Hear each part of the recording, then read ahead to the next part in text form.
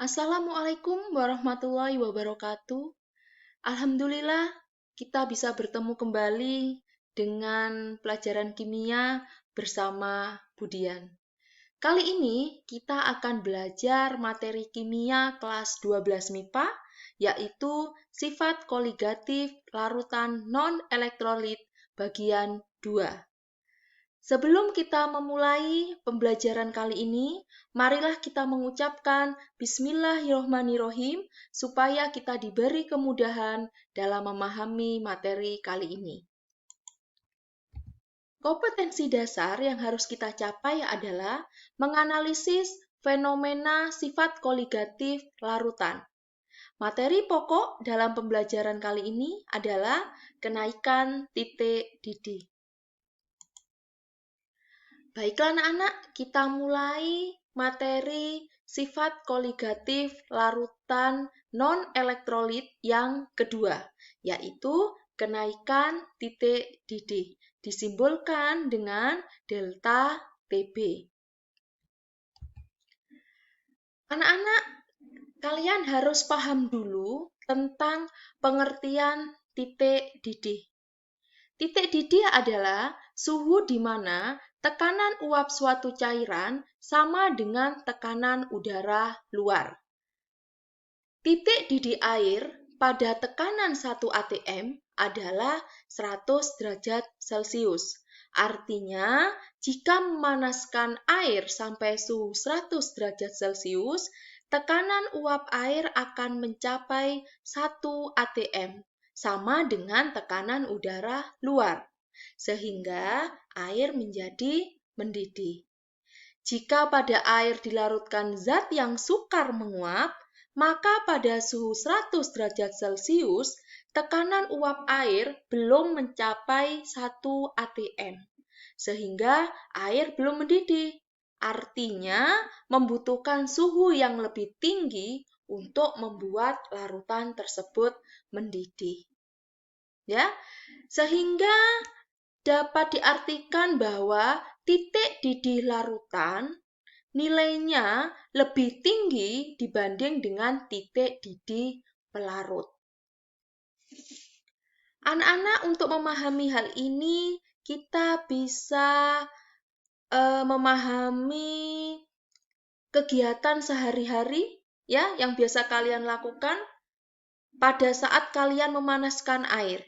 Ya, pada saat kalian memanaskan air tersebut, pada suhu 100 derajat Celcius, air pasti akan mendidih.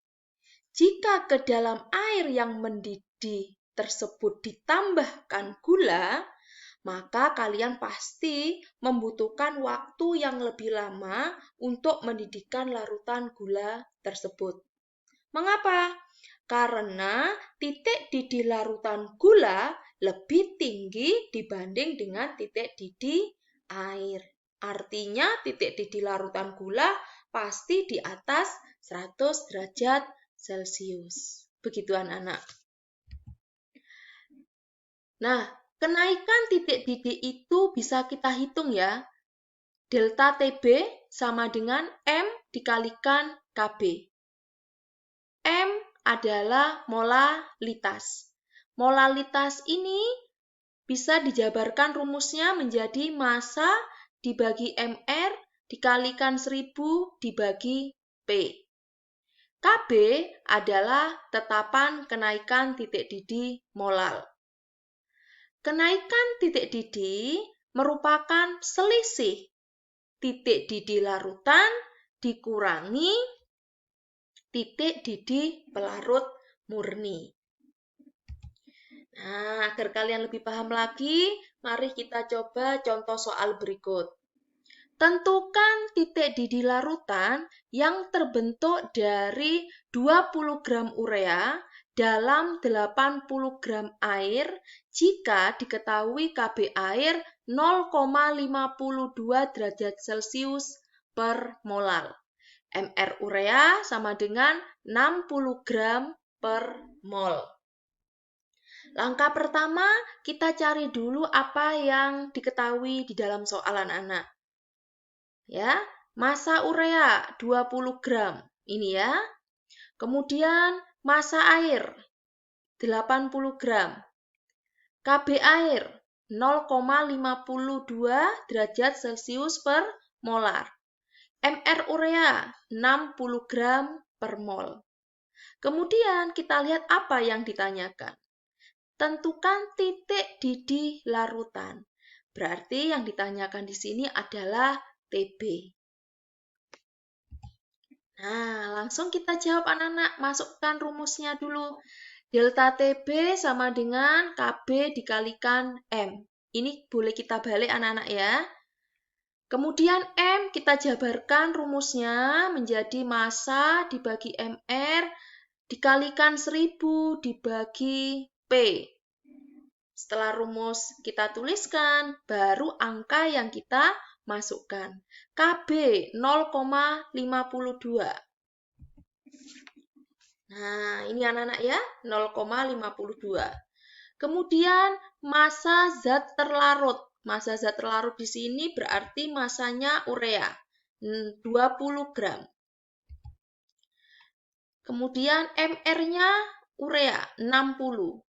Dikalikan 1000 dibagi massanya pelarut.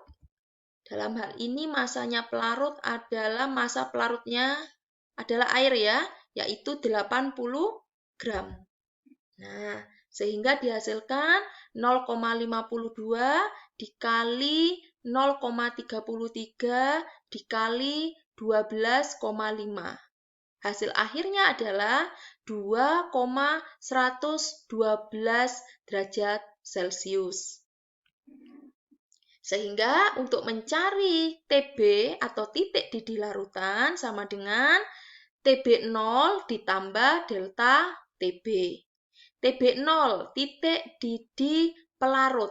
Dalam hal ini adalah air, berarti 100 derajat Celcius. Ditambah delta TB 2,112 derajat Celcius. Sehingga titik didih larutan adalah 102,112 derajat Celcius. Nah, dari sini kita bisa membuktikan anak-anak bahwa titik didih larutan lebih tinggi dibanding dengan titik didih pelarut. Paham ya? Coba lagi contoh soal yang kedua. Tentukan titik didih larutan yang terbentuk dari 4,39 gram naftalena dalam 100 gram CCl4. MR naftalena sama dengan 128 gram per mol, KB CCl4 sama dengan 5,02 derajat Celcius per molar, titik didih pelarut. Berarti titik didih pelarut di sini adalah CCl4. Ya, sama dengan 76,8 derajat Celcius. Langkah pertama, kita masukkan apa yang diketahui di dalam soal. Massa naftalena 4,39 gram. Massa pelarut dalam hal ini berarti massanya CCl4 100 gram. KB CCl4 5,02 derajat Celcius per molar. Titik didih pelarut 76,8 derajat Celcius. MR naftalena 128 gram per mol. Yang ditanyakan titik didih larutan, TB. Nah, kita langsung jawab anak-anak. Kita tuliskan dulu rumusnya. Delta TB sama dengan KB dikalikan M. M kita jabarkan, massa dibagi MR dikalikan 1000 dibagi P. Ya, setelah itu baru kita masukkan angkanya. KB 5,02. Kita cek dulu.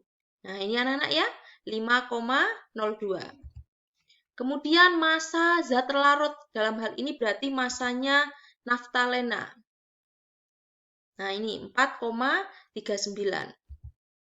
Dibagi MR-nya naftalena 128, dikalikan 1000, dibagi massa pelarut. Berarti massa pelarut massanya CCl4. Ini 100 gram. Nah, baru kita hitung. Dihasilkan 5,02 dikalikan 0,034 dikali 10. Hasil akhirnya adalah 1,7 derajat Celcius. Kemudian untuk menghitung titik didih larutan sama dengan TB0 ditambah delta TB. Titik didih pelarut ditambah kenaikan titik didih. Berarti sama dengan 76,8 ditambah 1,7. Dihasilkan 78,5 derajat Celcius. Hal ini membuktikan bahwa titik didih larutan lebih tinggi dibanding titik didih pelarut. Begitu. Anak-anak, kalian bisa belajar lebih banyak lagi dengan mencari literasi-literasi yang lain. Dan jangan lupa sering berlatih, ya. Dengan berlatih, nanti kita akan terbiasa dengan rumus, sehingga kalian pasti lebih paham lagi tentang materi kenaikan titik didih. Untuk menguji pemahaman kalian tentang materi kenaikan titik didih, silahkan kalian kerjakan latihan soal berikut. Anak-anak, demikian video pembelajaran kali ini. Semoga ilmunya dapat bermanfaat. Sampai ketemu di pembelajaran berikutnya. Tetap sehat, tetap semangat. Wassalamualaikum warahmatullahi wabarakatuh.